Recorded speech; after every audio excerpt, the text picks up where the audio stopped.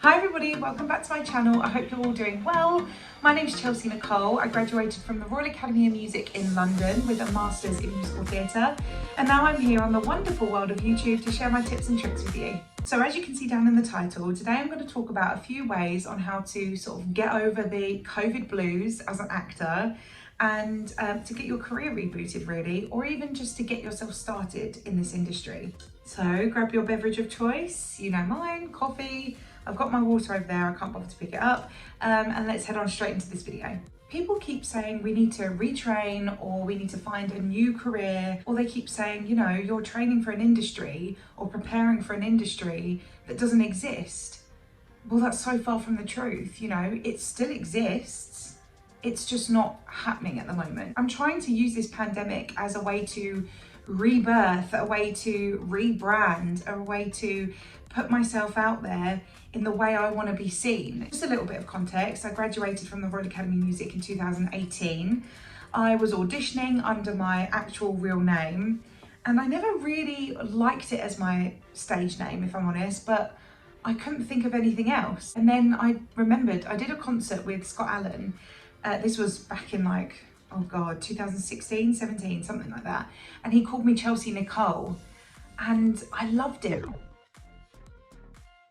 Spotlight, you need to look at your spotlight or your CV. Try not to have too much on your spotlight or CV is just too overwhelming for the person who's reading it. So what you want to do is just put your most important sort of jobs and opportunities that you've had on your CV. Spotlight is basically like the yellow pages. It's where casting directors and agencies and everyone can go on there, have a look at everybody who's in the industry, who's a part of Spotlight. And it's the same for the stunt register. That's basically like the yellow pages, but for stunt performers. You'll have one for presenters, you'll have one for kids as well. So yeah, that's definitely something you want to look at if you're just coming into the industry. Definitely sign up to Spotlight. I think it's like 14, 17 a month, or you can pay it yearly if you want, and obviously that will work out a little bit cheaper. Think about how you want to stand out. So for me, the way I stand out, I know everybody always mentions my smile. Also, I want to stand out with my hair, so that's why I went ginger. So definitely think about how you stand out. Do you have loads of freckles? Do you have piercing blue eyes? Do you have a massive scar on your face? So you want to think about that, and that's the thing that's going to get you noticed. So yeah, definitely play on that. Next, what you want to do is have a little spring clean of like your Instagram and YouTube. Anything that you don't want people seeing is quite normal now for casting directors and directors or agencies or anybody who wants to cast you in a show or wants to sign you up. It's quite normal for them to have a little look at your Instagram and your social media and what you put out there. So if there's anything you don't want seen, definitely take that down. So the next thing is revisiting your headshots. I clearly need to revisit my headshots. I will post a couple here. I've had quite a few different headshots done. I was a redhead, I was ginger, I had dark hair at one point, and then I was my natural colour and like blonde. They're my current headshots, and clearly I need to get new ones. But during the pandemic, it's something that I'm not prioritizing at the moment. If you don't look anything like your headshots, like if you've, I don't know, dyed your hair a wacky color, or if you've lost a lot of weight, you definitely are going to have to start looking into getting new headshots. Actually, next week I'm going to be posting a video all about headshots, so I'm not going to delve in deep about that now. The last two things that I think are quite important are practicing self-tapes, because at the moment that's a huge way to audition for things, is self-tapes, whether it's drama school, professional TV, film, professional theatre, all that kind of stuff is all over self-tapes.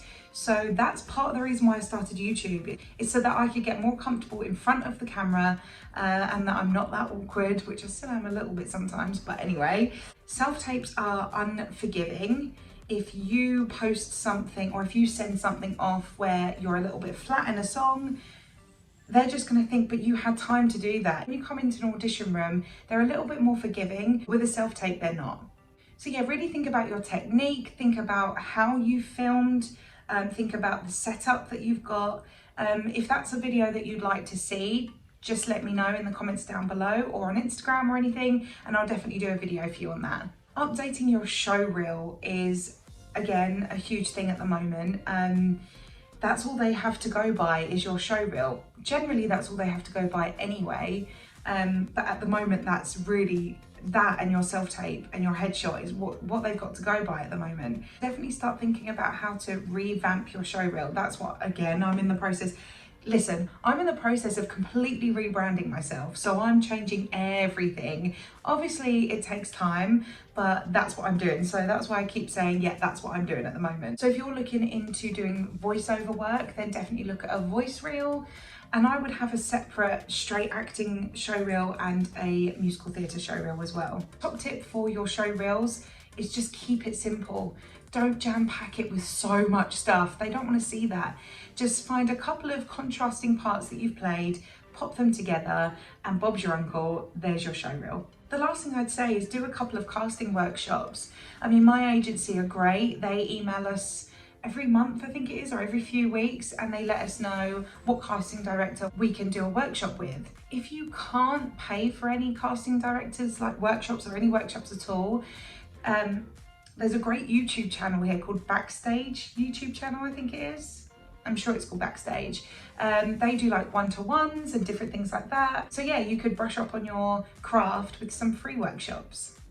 All in all, with everything that we've all gone through this year, just stay positive. You know, if you put positivity out into the world, and if you support others, and you know, this industry tears us down as it is. It puts us in a box. It tells us what we are, who we are as it is. We all need to support each other, and regardless whether you're going up for the same part, support each other, because at the end of the day, you might end up in a cast with that person, and if you were nasty to them, or if you've said anything behind their back and then they find out, you know, it just causes upset. It causes confrontation when it's not needed.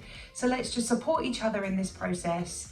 You know, we're all in the same boat, regardless whether we've had loads of jobs or no jobs. You know, we're all in this process together. So let's stay positive, let's support each other, and let's just love the industry that we're in. So that's the end of this video. I hope you enjoyed it. Don't forget to like and subscribe to my channel and turn your notification bell on so that you never miss a video that I post.